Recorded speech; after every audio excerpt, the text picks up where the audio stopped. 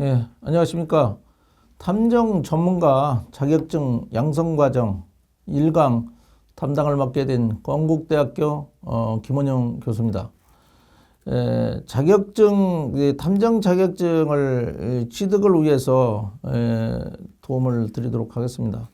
최근 정부가 유망 신직업으로 발표한 대한민국 탐정에 대한 궁금증을 해결해보는 시간을 갖도록 하겠는데요. 첫 시간이니까 저에 대한 간단한 소개를 하면은요.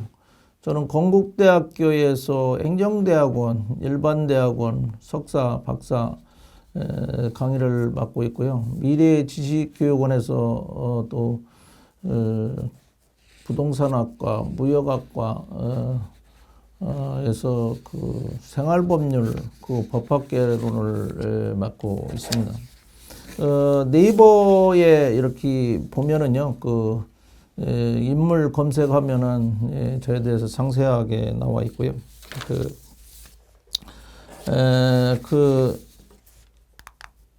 산업 스파이 잡는 탐정 전문가라고 하는데요. 외국에서는 상당히 전문가로 일본이라든가 미국, 영국 같은 데에서는 탐정 전문가로서 자리 잡혀 있고요. OECD 34개 OECD 국가 중에서 우리나라만 합법으로 되어 있지 않는데 2000년에 신용정보법 40조에 보면은 탐정하고 정보원이라는 말을 사용할 수 없도록 되어 있었는데 그 조항이 삭제돼서 관할 세무서에서 탐정 및 조사 서비스업으로 코드 번호가 나와 있거든요. 그래서 사업자 등록을 여러분들 탐정 전문가 자격증 따고 세무서에서 탐정 및 조사 서비스업으로 사업자 등록을 낼 수 있다고 보시면 되고요. 산업 스파이 잡는 탐정 전문가에 한번 도전해보는 것도 나쁘지 않을 것 같습니다. 탐정이라는 것은 드러나지 않는 사정을 몰래 살펴서 알아낸다는 그런 의미가 있고요.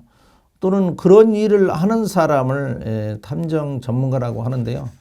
명탐정 코난, 소년탐정 김전일, 아싸 코난 도일이 셜록 홈즈, 이들이 공통점은 많은 독자들을 사랑을 받는 대중적인 작품이라는 점에서 주인공이 직업이 탐정이라는 점이라고 볼 수 있고요. 작은 하나 단서로 사건에 숨겨진 진실을 밝혀내는 흥미로운 스토리를 읽어내면서 어릴 적부터 탐정을 꿈꿨던 분들이 많았을 텐데요. 그래서 이제 사실 법 개정 전에는 탐정이라는 말을 사용할 수 없었기 때문에 민간 조사원이라는 이름으로 활동을 해왔고요.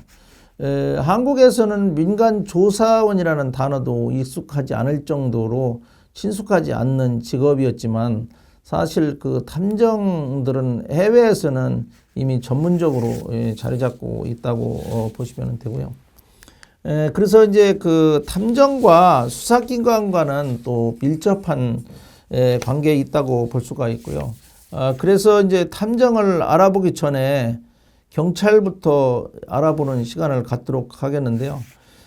경찰이라는 것은 국민의 생명과 재산의 보호 및 사회 공공의 안녕 질서를 유지하기 위해서 국민의 계몽 지도 또는 명령 강제하는 국가의 특수 명령 작용이라고 되어 있거든요. 그래서 이제 경찰 공무원법에 이렇게 이제 경찰이 어떻다는 것을 나와 있다고 볼 수가 있고요. 그래서 이제 경찰을 상징하는 참수리 마크에 대해서 한번 알아보는 시간을 갖도록 하겠는데요. 무궁화는 국가와 국민을 상징하는 게 이제 무궁화고요. 그래서 이제 여러분들 이 길거리에서 경찰관이 순찰 돕는데 여기 참수리 마크, 경찰을 상징하는 마크를 근무복에 달고 이렇게 근무하는 것을 볼 수가 있는데요. 그래서 이제 참수리는 경찰을 상징하는 거고요. 그리고 천정에 나와 있는 것은 공평의 상징화, 정의를 실현하는 거라고 볼 수가 있고요. 그래서 이제 또 정복 입고 보면은 가슴에 여기 그림 화면에 나와 있는 것처럼 경찰을 상징하는 경찰 표장이라고도 하고 가슴에 단다고 해서 흉장이라고도 하는데요. 그거에 대해서 살펴보면은 국가와 국민을 위해서 밤낮 없이 헌신적으로 임무를 수행한다 해서 이렇게 이제 경찰 가슴 표장을 만들었다고 하고요. 여기 무궁화 표시는 대한민국과 국민을 표시하는 거고요. 앞번에 보면은 태양과 양지를 표시하는 거고요. 뒤원에 보면은 달과 음지를 표시하는 거라고 볼 수가 있고요. 경찰의 조직을 보면요. 경찰청이 있고 지방경찰청 각 도별로 있는데 지방이라는 말은 요즘은 안 쓰거든요. 그래서 서울지방경찰청, 인천지방경찰청 그런 식으로 표기가 됐었는데 지금 이제 지방이라는 말을 빼고 서울경찰청, 인천경찰청, 경기는 뭐 남부, 북부로 나눠지니까 경비, 남부청, 경비, 북부 지방이 빠지고 경찰청 그런 식으로 이제 되고요. 그 밑에는 이제 각 경찰서가 있고요. 그 밑에는 또 지구대하고 파출소가 있고요. 치안센터 이렇게 나눠지거든요. 그래서 이제 옛날에는 경찰서 밑에 그냥 파출소로 이렇게 하나로 이렇게 돼 있었는데 지금은 이제 지구대는 뭐 동을 뭐 3개를 담당한다든가 뭐 또 파출소는 1개, 2개 동을 뭐 담당한다든가 치안센터는 나머지 이제 치안을 센터 민원 전화로 한 사람이 나가서 민원 접수 창구라고 볼 수가 있거든요. 그렇게 해서 그 밑에 이제 경찰청 밑에 직속 기관이 있는데 경찰대학이 있고요. 중앙경찰학교가 있고 경찰교육원이 있고 경찰병원이 있거든요. 옛날에는 면허시험관리단도 직속기관으로 되어 있는데 지금은 이제 산하기관으로 도로교통공단에 속해서 되어 있고요. 경찰도 위원회가 있고 국립과학수사연구소가 있다고 보시면 되고요. 서울경찰청에서 산하에 31개 경찰서가 있는데 서울 송파경찰서가 전국에서 규모가 제일 큰 경찰서라고 볼 수가 있고요. 서장도 총경급들이 많은데 송파경찰서에는 경무관이 경찰서장을 하고 있고요.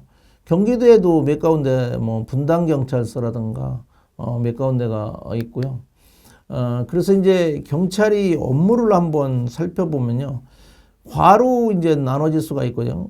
생활안전과, 여성 청소년과, 형사과, 경제과, 수사과, 교통과, 경비과, 공공안녕정보외사과, 보안과, 경무과, 청문감사관, 112 상황실 이렇게 나눌 수가 있거든요. 그래서 생활안전과는 범죄 예방 활동하는 그런 기관이면서도 또 경비업체 관리 감독하는 뭐 그런 풍속이라든가 뭐 그런 거는 생활안전과에서 하고요. 여성 청소년과는 아동, 여성 보호 및 청소년 수사 기능이라고 볼 수가 있고요.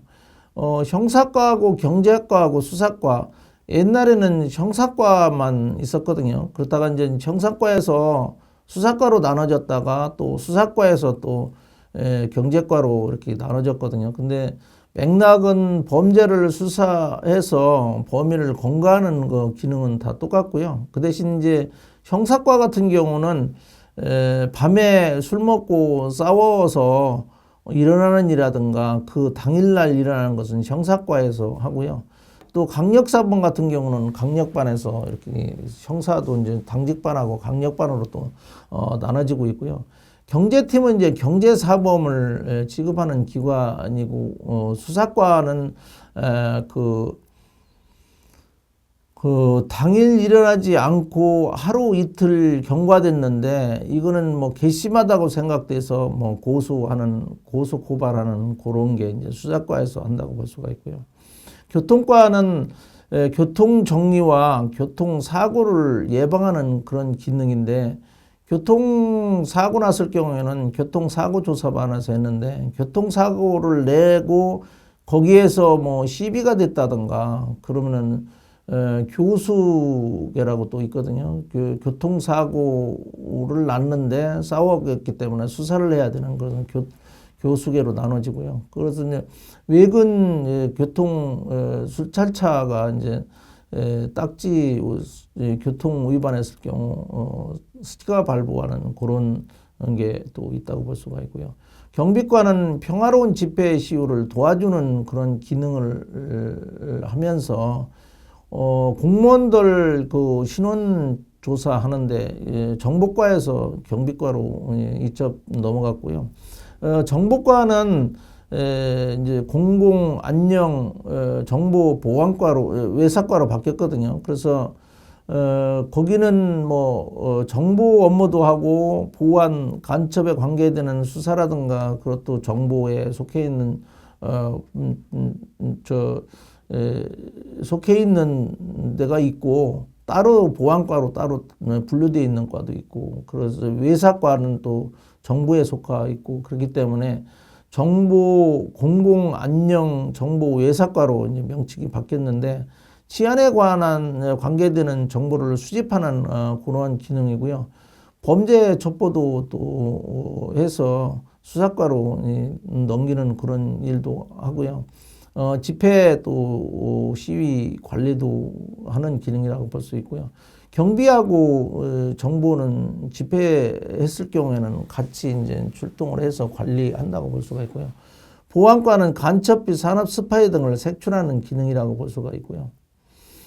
경무과는 회사로 따지면 총무과거든요. 그래서 인사라든가 뭐 상훈관계 그런 거를 또 담당하고 교육까지 담당하는 게 경무과고요. 청무는 감사 기능 비리 색출하는 그런 기능이라고 볼 수가 있고요. 112 상황실은 112 출동했을 때 파출소에서 출동하면은 그 순찰차가 출동하게 되거든요. 그래서 이제 옛날에는 생활안전과에서 했는데 지금은 112 상황실에서 모든 사건 신고 접수 지령이라든가 상황실 뭐 그런 것도 이제 같이 이제 관리한다고 보시면 되고요.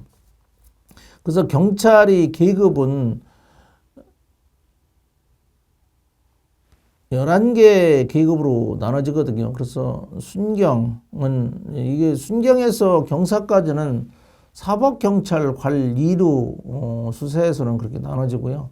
형사소송법에 보면은 순경에서 경사까지는 사법경찰 관리라고 하고요. 경위부터 그 경무관까지는 사법경찰관이라고 하거든요. 그래서 여기 언뜻 보면은 옛날에는 뭐 이파리라고 했는데 이파리가 아니고 무궁화 봉우리거든요. 그래서 2개 했을 경우는 순경, 3개 했을 경우는 경장, 4개 했을 경우는 경사인데요. 의경이 이제 2024년부터 없어진다고 그래서 지금 채용을 않고 있거든요. 기존 모집해서 지금 근무하는 의경 부대가 이제 거의 이제 2024년도 되면 이제 해체된다고 볼 수가 있기 때문에 이건 봉우리 무궁화 봉우리 하나가 이제 의경이었었는데 의무 경찰이라고 해서 의경 줄말로 그렇게 하고 있거든요. 그래서 이제 경위부터 사법경찰관인데 경위는 옛날에는 파출소장을 했는데 지금 계급이 인프라돼서 지구대 팀장, 파출소장은 못 되고 있고요. 지구대장이 경감, 경정위 하는 데도 있고요. 경찰서 그 팀장, 계장, 그렇게 반장, 그렇다고 볼 수가 있고요. 경정 같은 경우는 경찰서 서장급이고요. 경찰청이나 지방경찰청의 계장급이라고 보면 되고요. 총경은 경찰서장급인데 몇 개의 경찰서가 이제 경무관이 이제 서장하는 데가 있고요. 그래서 경찰청이라든가 지방경찰청의 과장이라고 볼 수가 있고요. 경무관은 무궁화 이게 5개거든요. 조그만 거, 큰 거 1개가 이제 경무관인데요.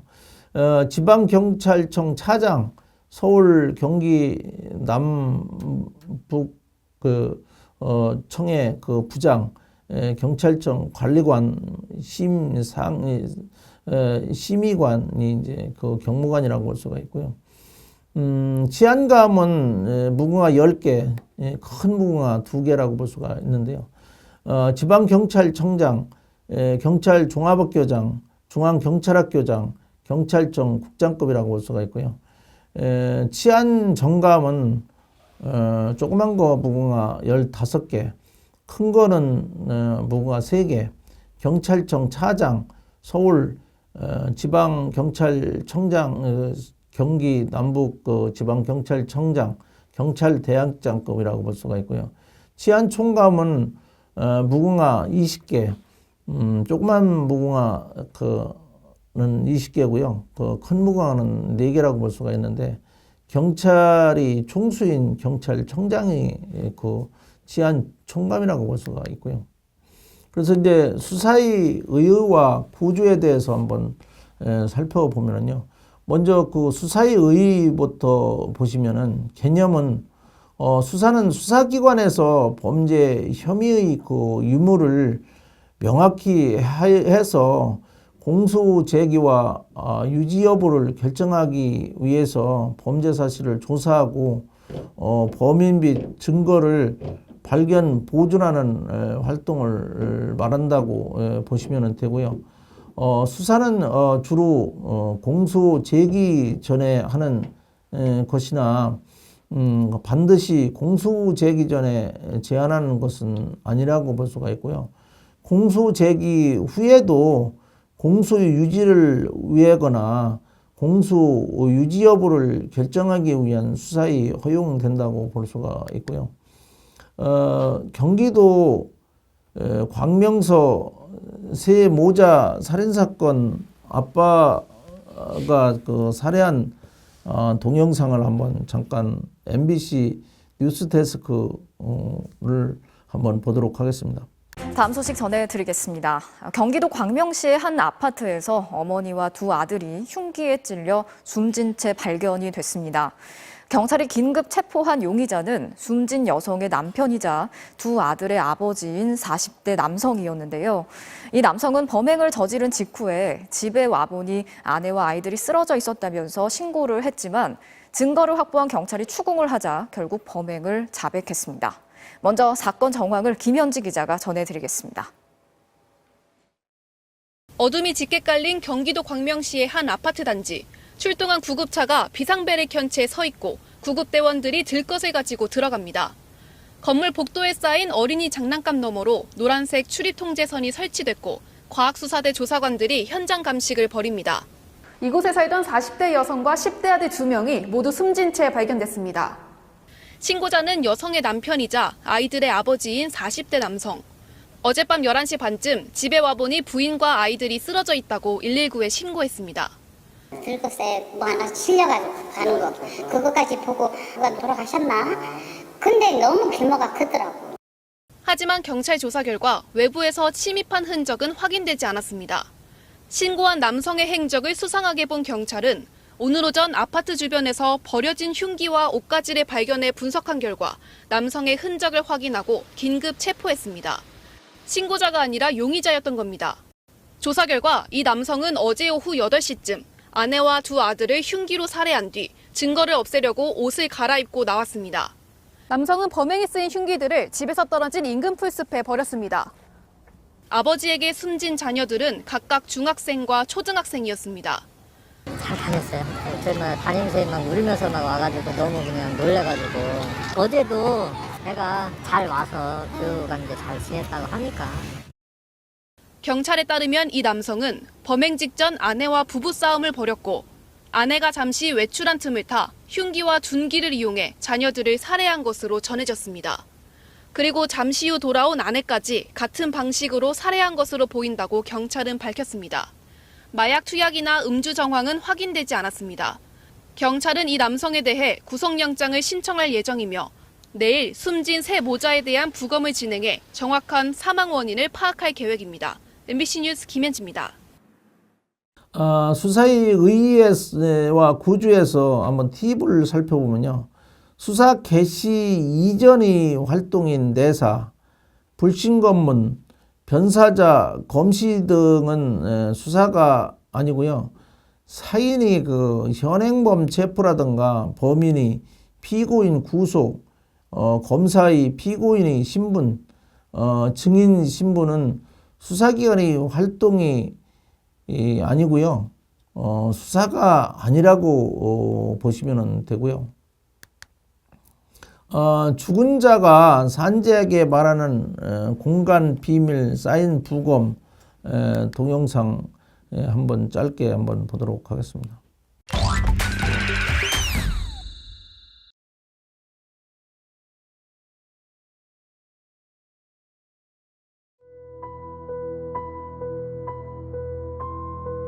아마도 알지 못했을 겁니다. 매일 마주한 아침 햇살을 더 이상 보지 못하게 될 거라는 걸. 묵직한 침묵을 깨고 한 남자가 걸어옵니다. 매일 죽은 자를 만나는 남자.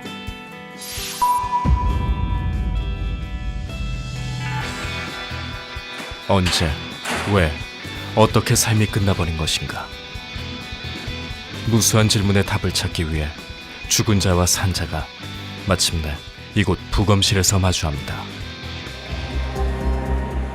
죽은 자는 말이 없지만 죽은 자의 몸 안엔 많은 이야기들이 담겨 있습니다. 간 괜찮네? 심장도, 간도, 폐도 모두가 죽음의 이유이면서 동시에 삶의 기록들입니다. 폐가 굉장히 벽에 붙어 있어서 힘드네, 박리가.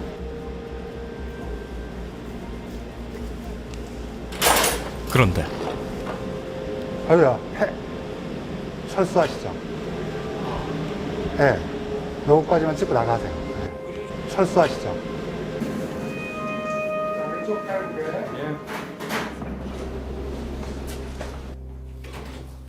네, 죄송합니다. 나가라고 해서요. 방금 보셨던 그분은 사실은 폐에 결핵이 굉장히 심하게 전체적으로 있어서요. 취재진의 안전을 위해서 제가 죄송합니다만 좀 나가라고 말씀드렸던 거예요. 이런 일이 종종 있는 상황인가요? 결핵은 자주 있습니다. 예전에 이제 에이즈 환자를 한창 사망을 많이 했을 때 부검할 때도 그때도 역시 이렇게 폐쇄를 해놓고 그때 이제 출입을 금하면서 했죠. 가끔은 이런 것도 저희가 해야 될 일이기도 합니다. 영원한 침묵에 갇힌 시신과의 대화는 언제나 예상치 못한 일들의 연속입니다. 때론 위험하고 때론 슬프고 아프기도 합니다. 세상이 알고 있는 것과 전혀 다른 진실을 털어놓기도 하죠. 부검이란 말을 영어로 오토프시라고 그래요. 오토와 옵시의 합성어인데 스스로 보여준다, 스스로 말을 한다 이런 뜻이거든요. 스스로 보여주고 말하는 걸 듣고 볼 수 있어야 되거든요. 수사에 의해서 내사는 아직 범죄 혐의가 확인되지 않는 단계에서 수사기관이 범죄 혐의를 확인하기 위해서 입건 전의 그 단계에서 수행하는 조사 활동을 말하고요. 수사가 아니라 그 수사의 전 단계에 해당한다고 볼 수가 있거든요. 그래서 내사를 받은 자를 피내사자라고 하고요. 용의자라고도 하거든요. 그래서 피내사자는 또 이건이라고 하거든요. 그래서 이건은 수사 개시를 이건이라고 하거든요. 그래서 언론에 보면은 연예인 누가 강남경찰서에 음주운전으로 뭐 입건됐다 뭐 그런 얘기가 뉴스에 들은 적이 있을 거예요. 그거는 수사를 개시했다 그렇게 보시면 되고요. 그래서 피의자가 될 수가 있거든요. 입건되면은 바로 이제 피의자 신분으로 그 조사를 받게 되고요. 여기에서 주의할 점은 수사의 이전 단계를 내사라고 하는데 형사소송법은 피의자를 권리를 피내사자에게도 준용하는 명문의 규정을 두고 있다는 요거는 틀린 말이라고 볼 수가 있고요. 그래서 공소시효 끝난 줄 알고 자백에서 22년 전에 살인사건 범인을 검거한 동영상 MBC 뉴스 데스크 한번 잠깐 보도록 하겠습니다.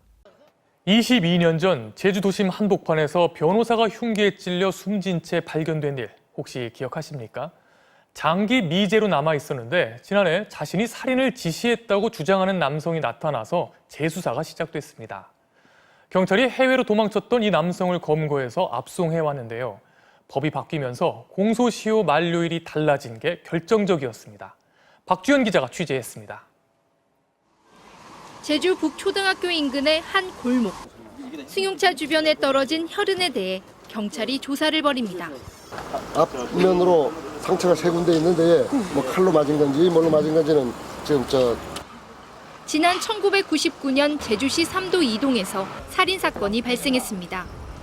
피해자는 당시 44살이었던 검사 출신의 이모 변호사로 예리한 흉기에 찔려 자신의 승용차 운전석에서 숨진 채 발견됐습니다. 당시 범행 단서를 찾지 못했고 목격자도 없어 장기 미제로 남았습니다.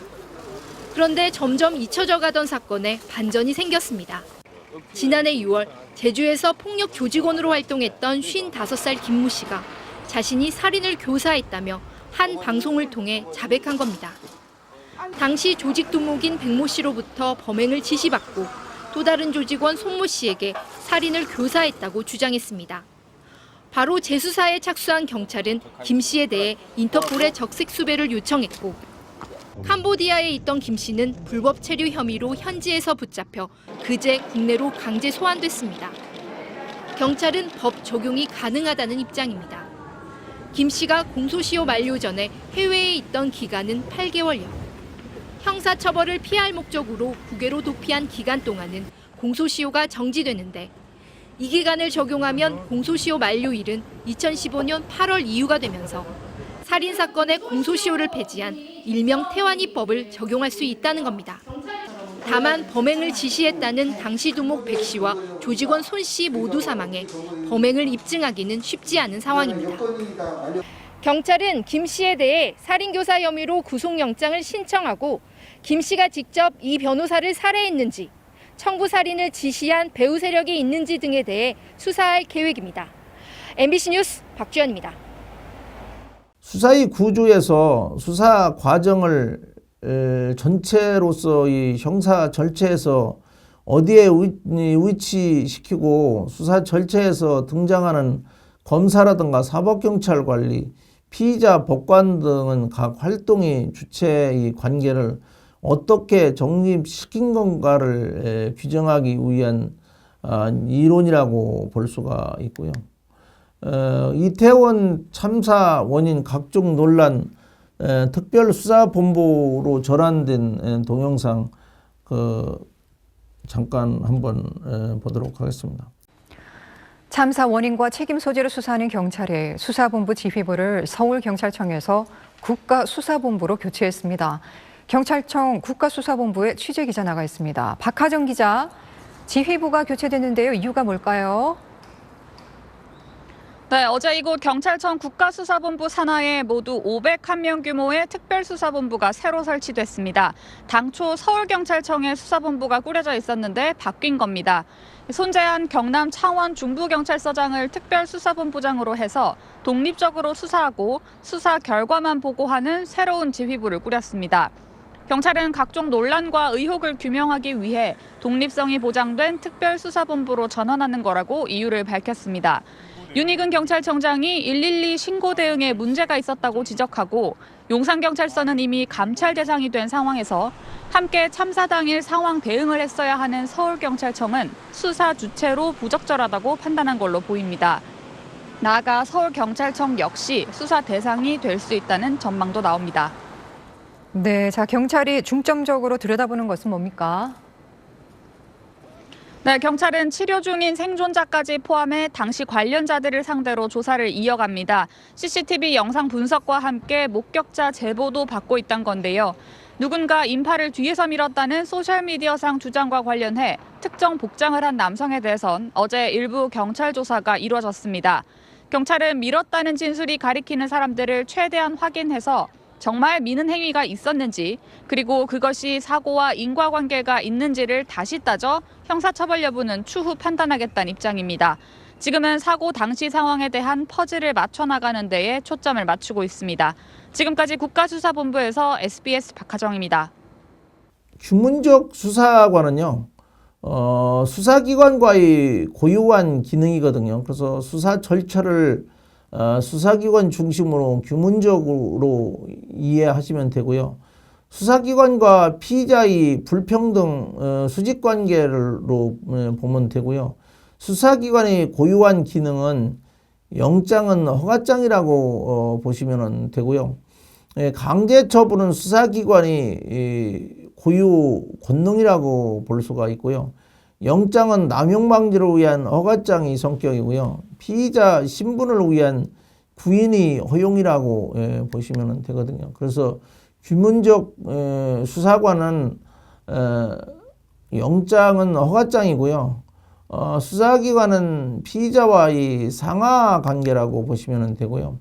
경찰의 별 명예 경무관 된 수사반장 최불암, 옛날에 수사반장 어떤 유명을 한 그 TV 프로그램이었는데요.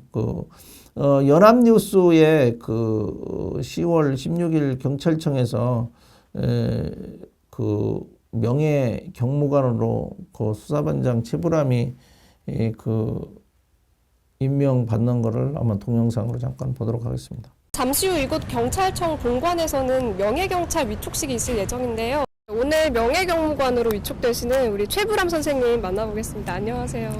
네, 오늘 소감이 어떠세요? 아침 일찍부터도 이렇게 나와주셨는데. 아니, 아침 일찍은 괜찮은데 무겁고 불편하고 마음이 왜냐면 우리 동지들이 다 지금 남아있는 동지들이 없어서 그걸 대신하러 나왔지만은 그들을 다시 한번 생각하는 시간을 갖고 함께했던 시간이 자꾸 머리에 떠올라서 기쁨보다도 부담이 더 커요. 경찰과 또 민간과 친해지는 그런 과정을 맺는 것이 수사반장 아닌가. 참으로 18년 8개월이라는 세월이 헛되지 않았구나. 오늘 최불암 선생님을 비롯해서 많은 분들이 이곳에서 명예경찰로 위촉을 받습니다. 제가 오늘 그 현장을 여러분들께 생생하게 전해드릴게요. 따라오시죠. 네, 이곳 본관 1층에는 지금 위촉식을 위한 준비로 한창 분주하게 움직이고 있는데요. 많은 취재진들이 몰려있고 또 이렇게 중간중간 다과와 음악까지 준비되어 있는 모습입니다.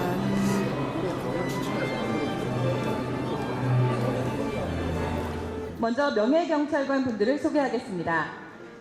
배우 최불암님입니다. 여러분 큰 박수로 환영해 주시기 바랍니다.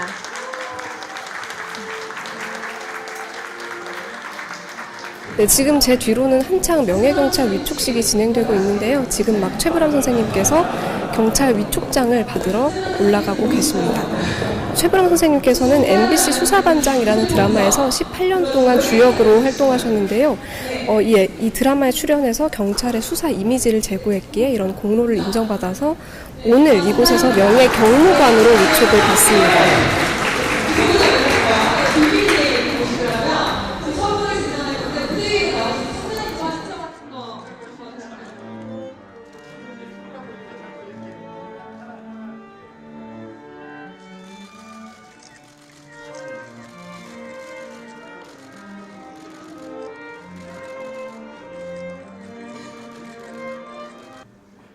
어떻게 언어를 찾아야 할지 모를 정도로 그 무거움과 감격이 동시에 제 몸에 다가옵니다.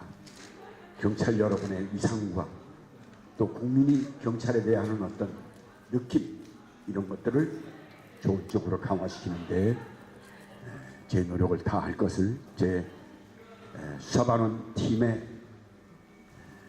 한 사람으로서 여러분에게 약속드립니다.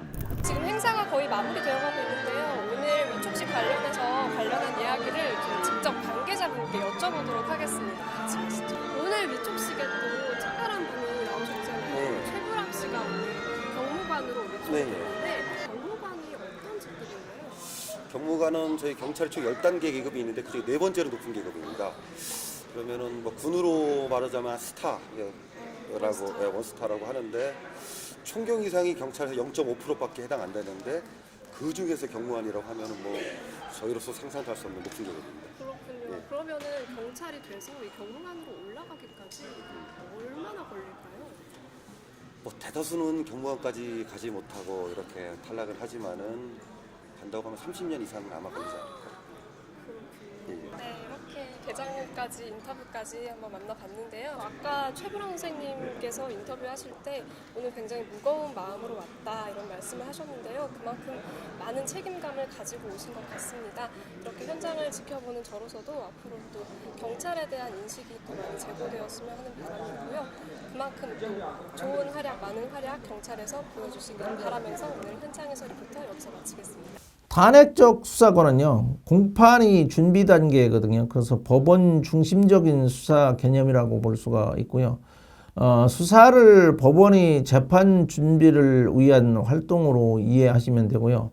수사기관과 피의자는 대등한 관계, 아까 도표에서 설명을 드렸고요. 수사기관이 수사권 남용 억제, 영장은 명령장이고 강제처분은 수사기관이 고유 권능이고 영장은 법원이 명령적 성질이고요. 피의자 신문을 위한 구인이 불허라고 보시면 되고요. 탄핵적 수사관이 그 영장은 명령장이라고 했는데 여기서 도표를 보면은 법원하고 수사기관하고 그 피의자는 삼각형으로 이렇게 그 도표를 표시되어 있는데요. 수사기관하고 피의자는 대등한 관계라고 보시면 되고요. 소송적 수사관은 공판 절차와의 별개거든요. 그래서 수사를 공판과는 별개의 절차로 이해를 하시면 되고요. 공소 제기 여부를 결정하는 독자적인 목적을 가진 절차고요. 수사 절차의 그 독자성과 중요성이 강조되고 대립하는 소송 구조고요. 수사 절차의 소송 구조화를 도모하고 있고 판단자인 검사를 장점으로 피의자와 사법경찰관은 당사자로서의 대등한 수사의 주체가 된다고 볼 수가 있고요. 여기에서 검사와 사법경찰관, 피의자는 이렇게 삼각관계로 이렇게 도표를 나타내는데요. 사법경찰하고 피의자는 대등한 관계라고 보시면 되고요. 여기서 팁을 보시면은 두 가지 팁을 한번 살펴보도록 하겠습니다. 수사 절차는 공판이 전 절차이지 공판 절차는 아니거든요. 그래서 공판 절차를 중심으로 하는 탄핵주의라든가 소송 구조가 수사 절차에 적용될 수 없다고 보시면 되고요. 한 가지 더 팁을 드리면은 수사 절차에서 피의자의 방어를 위한 권리를 보장하고 있는 이유는 헌법적 형사 소송에 근거하는 것이지 수사 구조의 특수성에 기인하는 것이 아니라고 보시면 되고요. 이것으로 그 1강을 모두 마치도록 하겠습니다. 감사합니다.